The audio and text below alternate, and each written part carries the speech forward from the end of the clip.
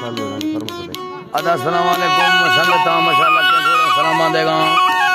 मसूरी दलू टोका खनगा नाड़ी अजगर जोड़ियां जनगे शेरनी तंबीर घोरा दस्ती हैं इलाका कोटे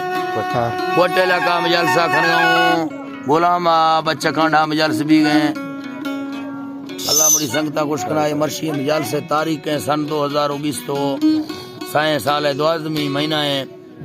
मर्शी 10 तारीख का रोश मांगे ने तेमदा वजह अल्लाह संगता खुश कराए दादा मैं सुई संगता फरमाश है साहिब अजीज हेड मास्टर फरमाश है खास कर अरसला मुद्रणी फरमाश है ज़ैन को बाजू चंद्र दी फरमाश है शाकिर चंद्र दी फरमाश है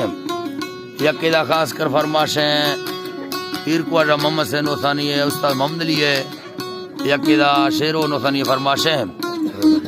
देवल गोरी फरमाश है अल्लाह बड़ी संगता खुश करा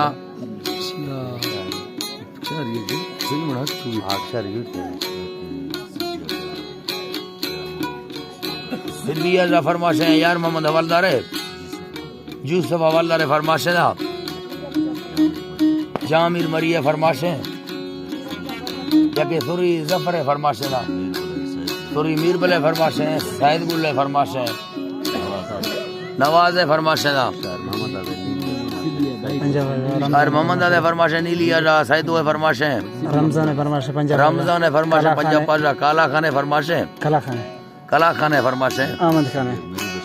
सुबिया का नवी बस बडानी है फरमाश है ना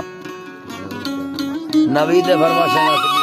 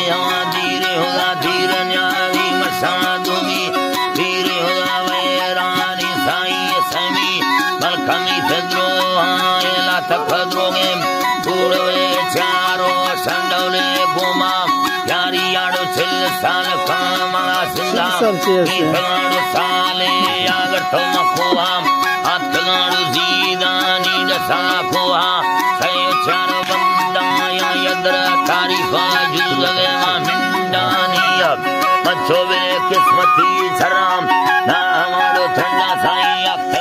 सीदानी लोना दी सोमड़ में दरखत मिंडार धमका हथोरे बोआनी मैया दिलो जंगई से मिला गठो पेटी ना जरी मेरुआनी मत खाली धरे लड़काना अंदावे अखगाड़ो ना खामी बारे ब्राथो रादरी छोमी पत्थराड़ो घैलानी सोना फेरा में कटसवा डोला में दिए हाथी गरड़ो वैलानी तोला मिले दी समा बंदाए लंबाया यदि मेरुआनी अदा शस्तम जद में मारा दिए दिखा कारे नील गए नोटानी उसी वरना मना सूरतान स्कांडोले दैया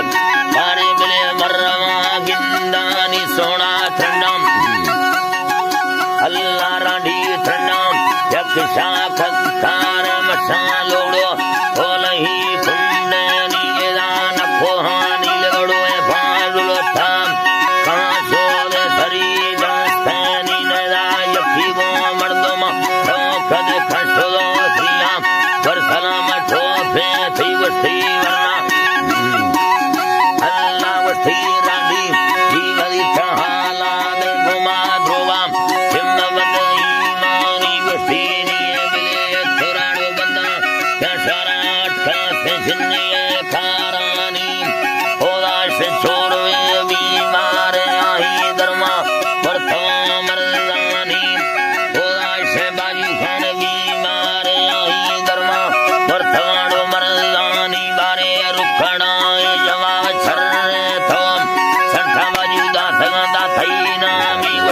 माथी श्याम रादरी तोला नो द्रोगे साहसे गानी आड़ो दोस्तानी नखा बे या पुरुषी या कठो बठू चालो कोई नो ठा